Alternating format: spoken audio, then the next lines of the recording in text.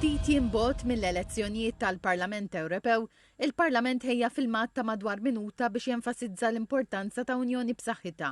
Dan il-filmat juri li l-Ewropa tkun ħafna iktar b'saħħitha maquda milli separata u kull pajjiż arriħu.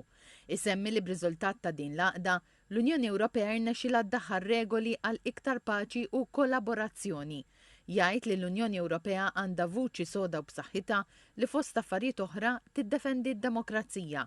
Naraw dan il-filmat. Why does the EU matter? Well, the answer can be summed up in a few words. We are stronger together.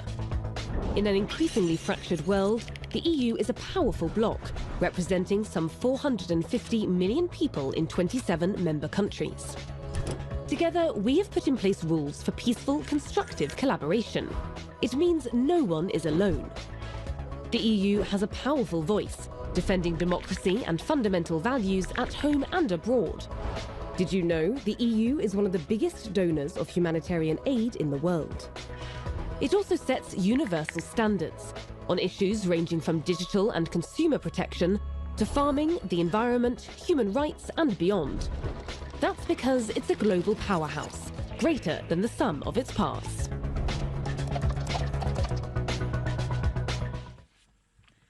Forsi jkun hemm min jistaqsi x'qed tagħmel għalija l-Unjoni Ewropea. Filmat ieħor li jippromovi l-vot fl-elezzjonijiet tal-Parlament Ewropew jispjega li l-Unjoni Ewropea toffri ħafna opportunitajiet fosthom li l-membri jistgħu jivvjaġġaw u jaħdmu f'pajjiżi fl-Unjoni Ewropea fl-akbar suq uniku fid-dinja. Isemmi wkoll li l-Unjoni Ewropea toffri sens ta' ġustizzja, protezzjoni, drittijiet, demokrazija u paċi. Naraw dan il-filmat.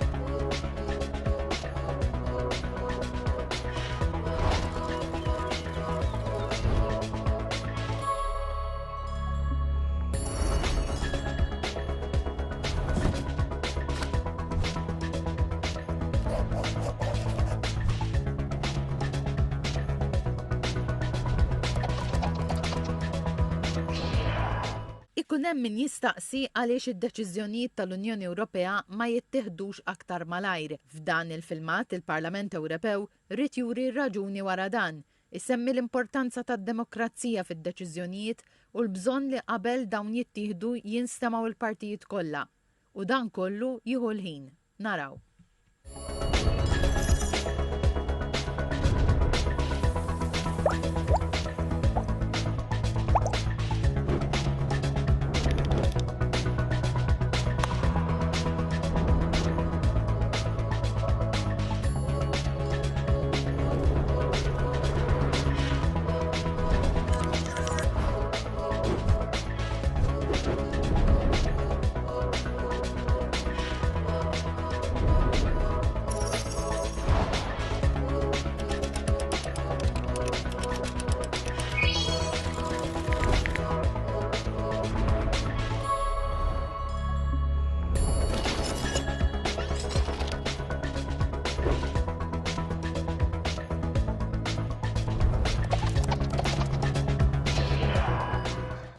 Għaliex l-elezzjonijiet li ġejjin huma importanti? Għaliex iċ-ċittadin m'għandux jirrinunzja d-dritt tiegħu li jivvota? L-elezzjonijiet tal-Parlament Ewropew li għalih huma msejħa ċittadini tas-27 stat membru ifasslu kif se jkunu mqasma fi gruppi politiċi differenti il-membri parlamentari Ewropej. Għalhekk il-vot tiegħek jiddeċiedi kif il-Parlament Ewropew jiddeċiedi fuq kwistjonijiet importanti.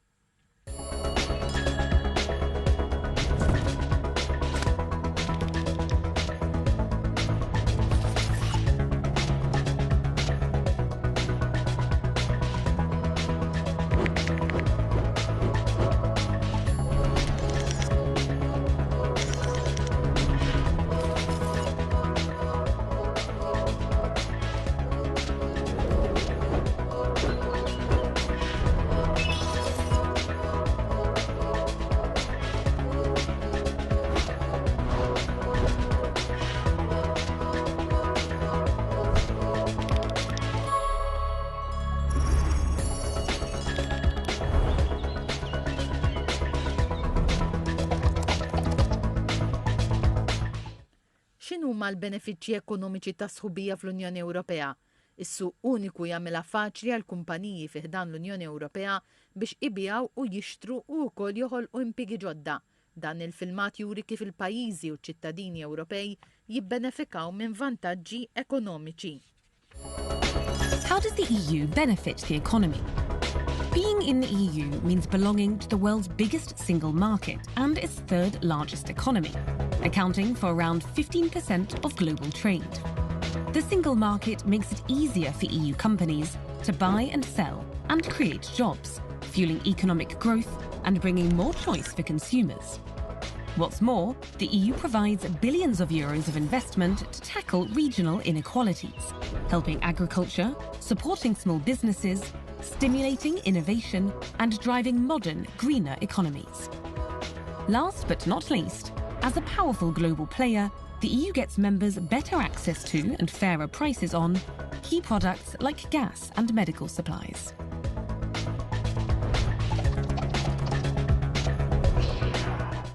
Wara l-elezzjonijiet tal-Parlament Ewropew se jkollna Kummissjoni Ewropea ġdida.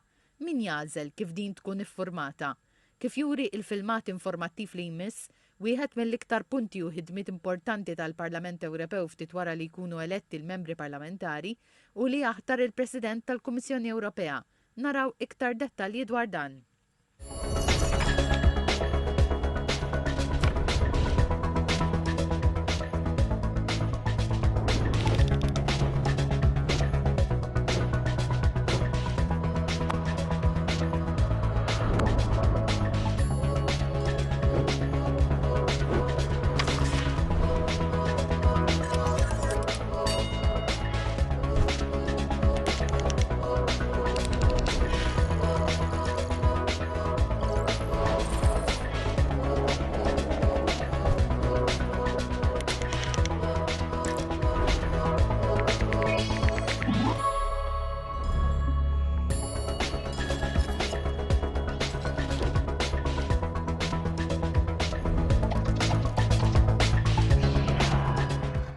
Il-Parlament Ewropew għandu rwol ċentrali fit-tfassil tal-liġijiet tal-Unjoni Ewropea. Il-filmat informattiv li jmiss jurina pass pass mit-tfassil sal-implementazzjoni ta' kull liġi u wkoll filmat ieħor dwar kif jaħdem il-Parlament Ewropew. Naraw.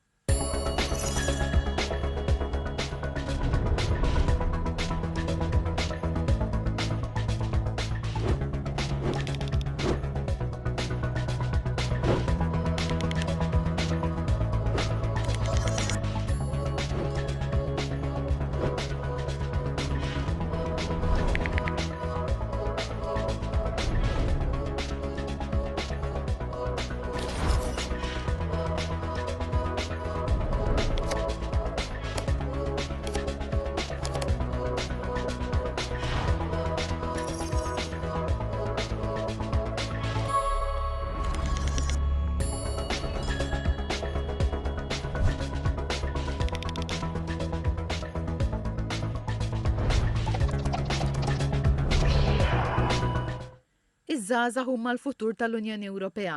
Il-vot tagħhom hu importanti u kruċjali biex ifasslu l-Ewropa tal-ġejjieni. Minn barra l-vot tagħhom, iż-żgħażagħ jistgħu jinvolvu ruhom fl-Ewropa.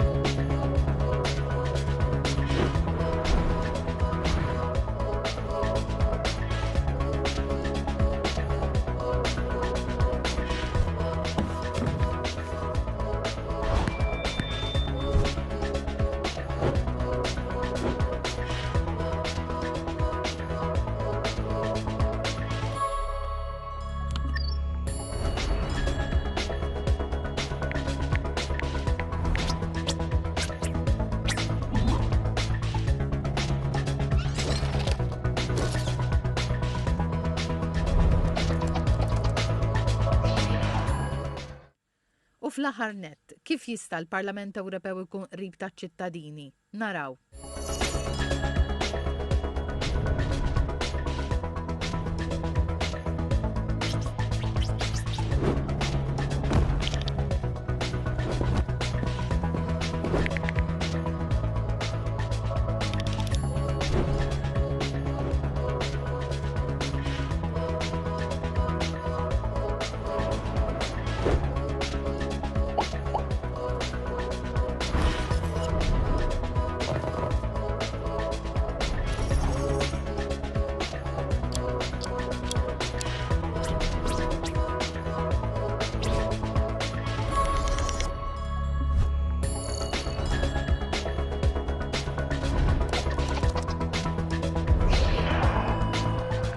Bekk il-Parlament Ewropew jaħdem biex ikun aktar aċċessibbli għaċ-ċittadini kollha għal kull diffikultà li jista' jkollhom.